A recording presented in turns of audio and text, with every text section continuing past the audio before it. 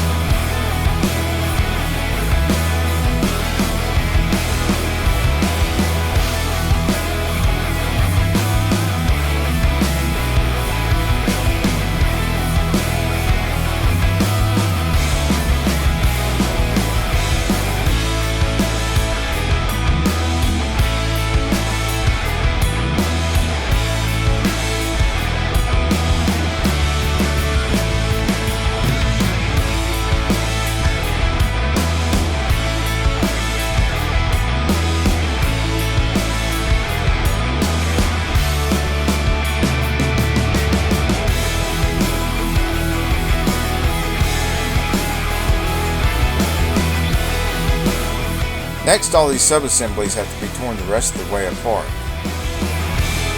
It's really great having this nice big lathe to recondition all the shafts and drums. This nice big Vatsco cleaning machine is great for cleaning hard parts. This even bigger cleaning machine is great for the cases and tail housing. A nice big barrel fan is absolutely essential working around these industrial sized cleaning machines. This is one of the two 80-gallon air compressors that are necessary not just for pneumatic air tools, but also for blowing off parts and for the media blaster. This arbor press makes installation of brand new bushings quick and easy. This 25-ton press isn't as quick, but it is much more powerful. These hard parts look so much better fresh out of the cleaning machine and are ready for another inspection. Here are some of the parts you're going to encounter while you've got the transmission apart. And some of the things you're going to need, or your mechanic's going to need, to rebuild this transmission. I hope you're not trying to do this on your own, especially not with just a video like this, because there's not enough information in here to make you an expert transmission rebuilder. Some of the things that you'd need are a master overhaul kit. Master overhaul kit will contain all of these gaskets, all of the seals and sealing rings that you need. Probably in the neighborhood of 200 of those kind of small parts will be contained in the overhaul portion of the master kit. The reason I suggest a master kit is the master kit also contains all your clutches and all your steels. You will also need an Alto 3/4 heavy duty clutch pack. That's part of the upgrades that you need to do to this transmission, because that is a very weak point. That would be this 3/4 clutch pack right here. The Corvette second gear servo, some of your old components you will use put in with the Corvette servo kit. You'll need a 500 thousandths size boost valve, which goes into this portion of the pump. You'll need a deep pan if you don't already have one. Some come with the shallow pan and some come with the deep pan, and you'll need a deep pan filter to go with that. You'll need a heavy duty wide Kevlar band, which would be this 2/4 band right here. And if you don't already have the wide drum that rides on, you will have to have a wide drum to be able to utilize it. You'd need a Teflon bushing to replace this bushing in the pump. Always replace this bushing in the pump, even if it looks good. And the Teflon bushing is the best bushing you can replace it with. Always put a new case bushing in here. The case bushing gets a lot of wear, almost as much wear as the pump bushing. Those are the two most worn bushings in the transmission. Any other bushings that you find that are worn, replace them as well. Or just get a bushing kit and replace all of them. If yours does not already contain this 10 vane pump rotor, then you'll need to get a 10 vane pump rotor and the rotor guide to replace that. Whether you've got 10 vane pump rotor or not, always replace these pump rings with the hardened steel pump rings. You'll want to replace the reverse sun shell with a hardened reverse sun shell. You'll want to replace the pan gasket, not use the one that comes in the kit, but pay extra and get a rubber reusable pan gasket. If you don't already have a deep pan and you're having to purchase a deep pan anyway, try to find one that has a drain hole. Now the sprags, this low reverse sprag, you're going to want to replace the sprag element with a new wide sprag element if you already have a wide sprag. If you don't already have a wide sprag, you'll have to replace the whole assembly with a wide sprag because you can't put the wide sprag element in the narrow sprag, and you need the wide sprag. You also need to replace this forward sprag with the latest updated 29 sprag element sprag. Now if you really want to spend a lot of money, optional upgrades would include replacing your input shaft with a billet input shaft, replacing the rear planetary and the front planetary with 5 pinion planetaries. On top of that, you could opt for an overhaul kit instead of a master kit and buy a set of Alto complete Red Eagle clutch kit and a complete Alto Coaling steel kit, which is not going to come in a regular master kit. I'm sure I'm forgetting some things, so if you know of anything that could help anybody out that's struggling with one of these or is trying to do a really good job on one of these, put it in the comments below to help some people out. Well, the new parts are here. If this were an actual build and not just a demonstration video, we would be pre-soaking these clutches. But this is a family-friendly video, so let's keep it clean, shall we?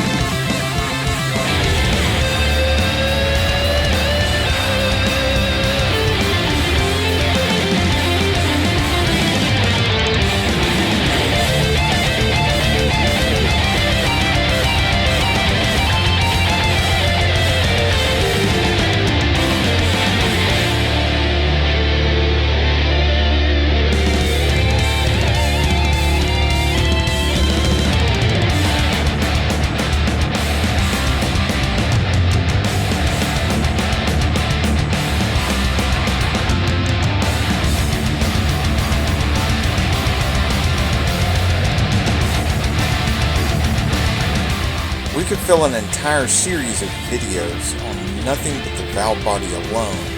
Tips, tricks, check ball locations, upgrades, things to look out for, valve bores wore out, solenoid problems, you name it. I hope this helps you have a better understanding of how much work goes into building a transmission and what's involved.